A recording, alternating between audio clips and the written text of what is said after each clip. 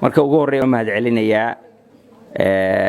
maamulka iyo macallimiinta iskoolka ardadiina run ahaantii aad iyo aad baan ugu faraxnay soo dhaweyn fiican waad noo samayseen intaanu magaalada joogno nimid marka aad iyo aad baan idinka mahad celinayaa raggii ugu horeeyay way taabteen qodobo aan rabay marka ku noqon mayo waxaan filayaa su'aal baan idin weydiinayaa qofkee raba inuu Soomaaliya madaxweyne ka noqdo ee hamigiisa maanta ku jirta gacanta taag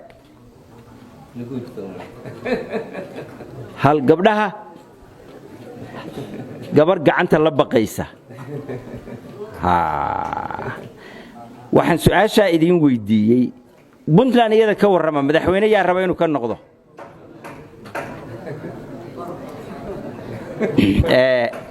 su'aasha waxaan idin weydiiyay gobolka Bari baan maray arday badan oo saasoo kale aan hor istaagay su'aashaasaan weydiiyay waa hal iyo labo waxa gacanta taaga madaxweynaan rabaa inaan Soomaaliya ka noqdo waxaan tagay meesha la yiraahdo Mudug kala baro bar gacantay taageen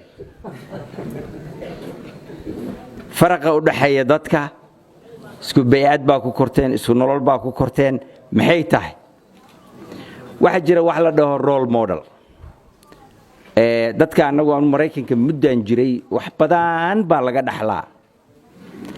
hadeydinaan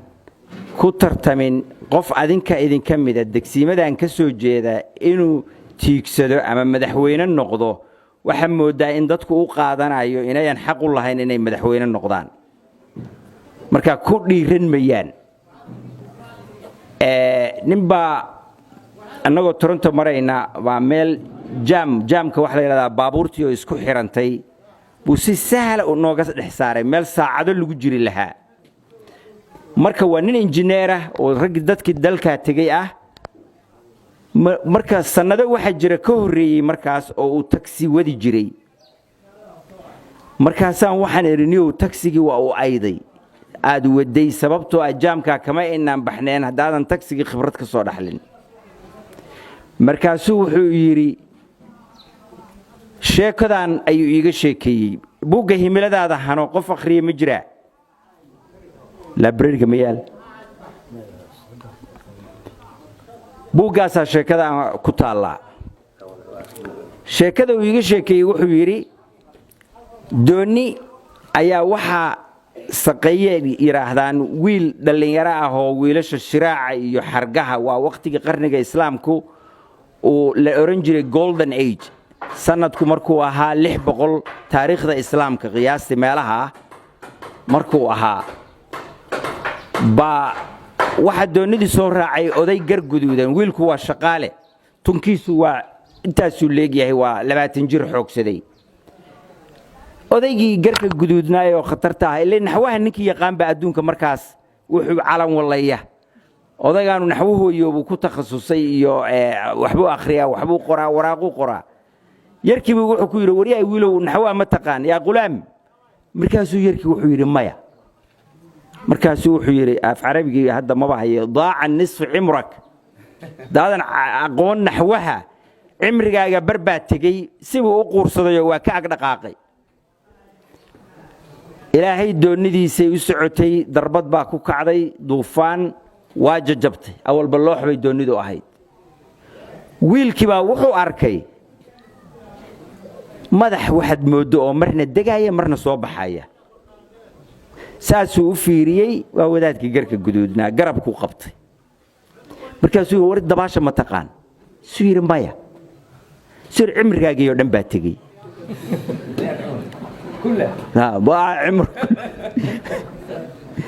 cimrigaagii oo dhan baa tagay wadaadkii looxbu ilaahay wiilkii looxbu saaray barrigi baa la yimi markii barrigi la yimi wadaadkii laba ragcadood buu horta aduuba ciid bacagaha saaray laba ragcadood buu tukaday hadal baa marka uu ka dhaxlay laga dhaxlay wuxuu yiri wallaahi wixii aad barato maalin baad u aydaa ee jahli baan wax ku tarin wixii aad barato maalin baad u aydaa ee jahli baan wax ku tarin intiinaan hadda yaa xiji aaday gabdhaha iga daa wiilasha حجيجا أديردين أبياشين أوياشين أبتيدين مرنا ما أراعدين أو جيتك حجيجا مسوسر عدين يا سمي لابو صدق هذا واحد دين شيء يعني من كحجيجا سوسر عي وحي إذن دير يهين نلول إذنان عدينكو أركين وأما سيدي بورت الله قبصن لها أما سيدي جيت كاس وحي أركين وحي أبابتي لغاية مالين مالمها كم إذا نلشود إني ملك قريب قاعدته سيدا درتيد أيا أقون تاعت كورستا لغا مارمان وتا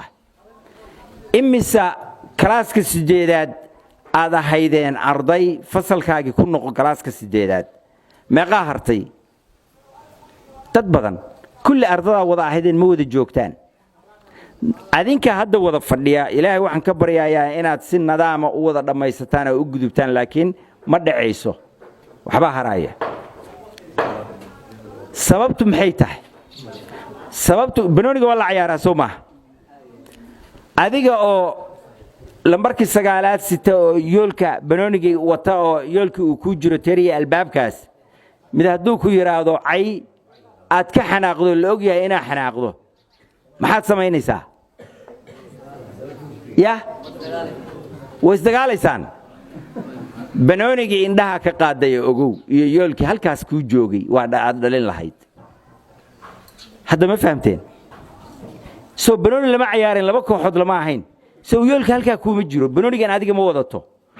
نيكا كعاي عيدي سمحك هقول يقولك وجدد هذا محيا هيد يقولك أنا دلسو إندي بو كقاضي نيكا يري نيكا واسكعلنا يا مسكعايا يقولك بو عندها كقاضي خلاص ومشغولي محوكم مشغولي وحن مصلحة دي وجرين تاس أيها ضدك الريبته قفل بوناق وجه عليها قفل بونو جامعات كبح دوك سر لما يستو جامعات كبح وجه عليها وحيابها يركاها مركعاتكم مشغولة يسان اسكا إلى عليه أنا وانت ساند الله عندها يولك بنونيقا عاد عندها كو هايسو يولك جي يولكا قمحويا كو فصل كاسات لما ينيسان كلاس كأفراد فوم فور امتحان كم هذا في عنك قبح ويول كاجا كبعدي سداد جامعات وهلي اللحيد واللي بواحد نذكرتها لنا يا إن أدو حرفض لبرتان جامعات حرفض قفكو ضل يددو وحكو سو كردين كرو مدة كليته ديجان كان يا أضده حديد إن كسر نقون هرمركي سكشقين موحبا إيمانية maalin walba waa si daciifaya taasna adinka la rabaa inaa ku fikirtaan oo ka ilaalisaan macallimiintan idinka horeysay waqti badan ayay idin geliyeen waxaan hubaa inay haday boosaaso iyo Canada iyo meelaha iyo lacag inta ay dhaqaale ahaan ka badan ay sameyn lahaayeen laakiin waxa uga muhiimsanaatay inay dad soo saaraan marka taasaan uga baxaya waxaan gabdhaha waa taaban lahaa waxa iga horeeyay عبد الفتاح حجيها أو تابتي سياسة أردن دلالة سببتنا وحيتهاي سيدة بأفريقيا ماشى اللي يراحضه جودهان سومالنا هذا هو بدننا هنتيجي الدل كلها نبى كليجي ررتي هذا كقريب قادن وكود دجنتها طب سومالك ما فهم إنسان حقاقة هذا دعسنايه نمان هدلين هو يديب قديسي كقيب قاضو أورك مستقبل هذا سياسة ديو هذا رؤيو رجاري وجيرانو عدين كرانو ملاينيا